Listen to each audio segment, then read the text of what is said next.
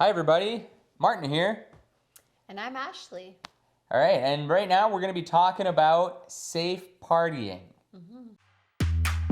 The Dope Experience. Now, before we begin, that's our topic. That's what we're going to be talking about. That's what we're covering. That's what we're here for.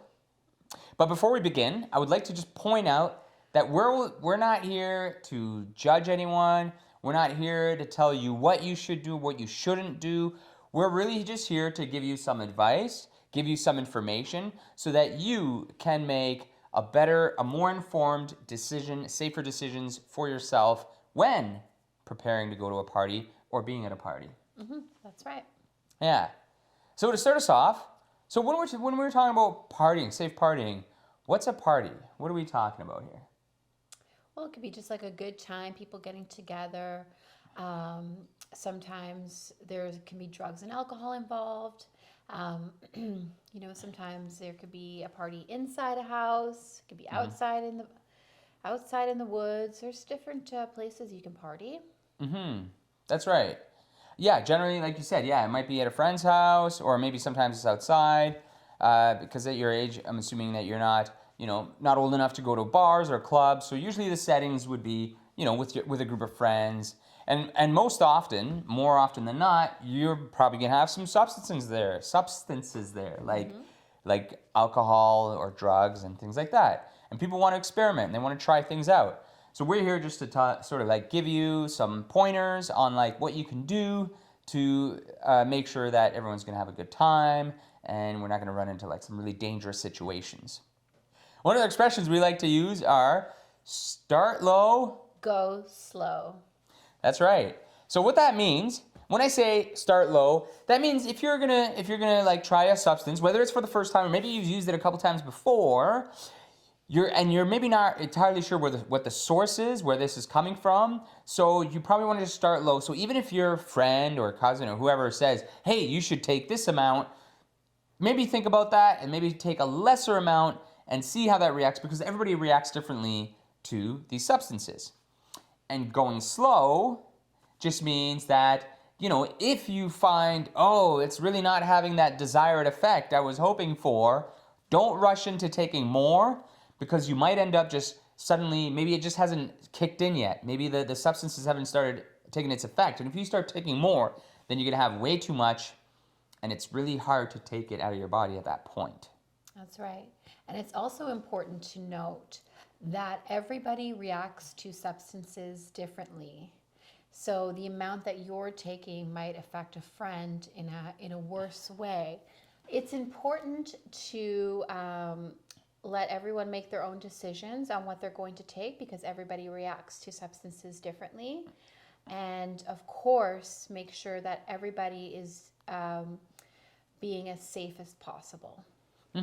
Absolutely. And some of those factors, like how it could affect people differently, like we're just different people, but sometimes it could be how much you had to eat that day. Sometimes it's just how you're doing in your head. Maybe there's something really bothering you, and then taking these substances can have some sort of like amplified effect of you, whether you're feeling angry or sad or something. So that's right. Yeah. So everyone's gonna react differently. So we have to keep that in mind.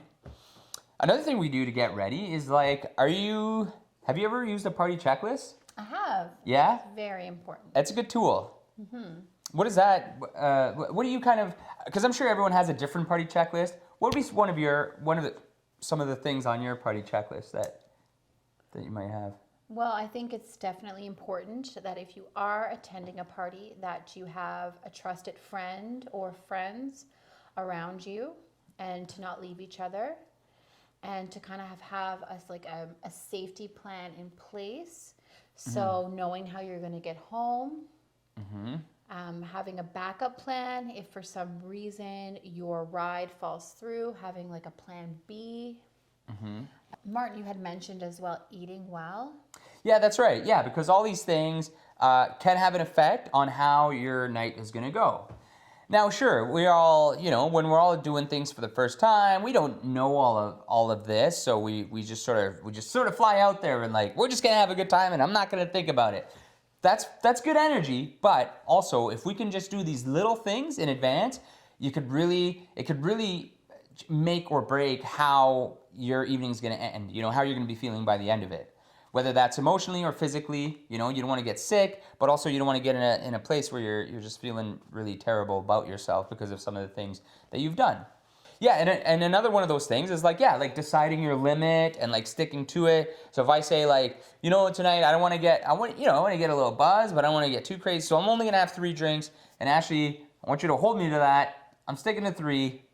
I'm gonna do that tonight. Yeah, decide things your like limit that. and stay within it. Yeah, It's important. it's important. Also, checking your mindset. Like, how are you feeling before going to the party? Are you feeling good, excited? Are you feeling maybe a little bit down?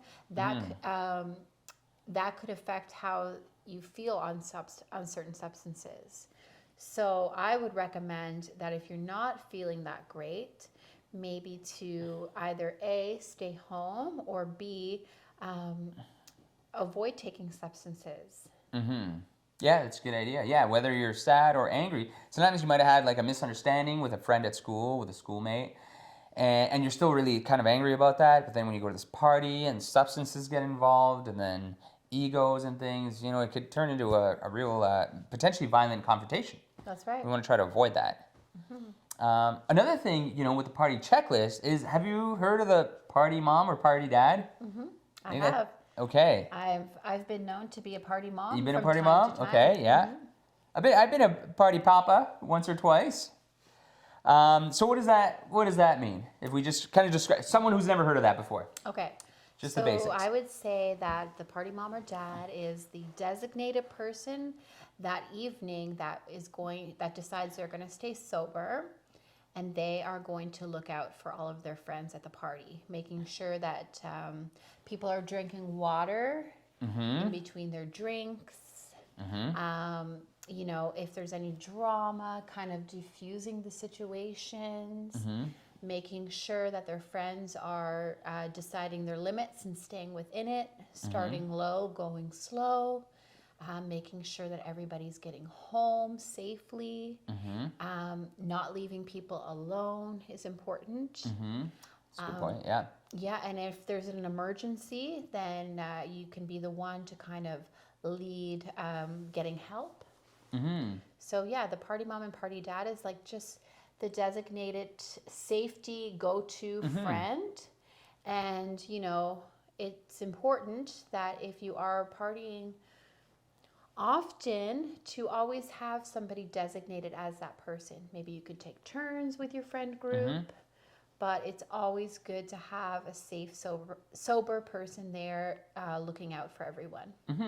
Yeah, like you said, even like a designated driver, you know, like the person who's staying sober. So if everybody gets munchies all of a sudden, you know, in the middle of the party, we're not going to get into a car with, you know, someone who's intoxicated driving, you know, and that person is designated to drive. So yeah, no, that's good. And what you said there in case of emergencies brings me to my next point. What we should talk about is what to do. So now we've sort of prepped you for like some of the things you could do to like avoid these like hairy situations at a party, but they might happen. It's very possible. So what do we do sometimes in some of these situations when things go wrong?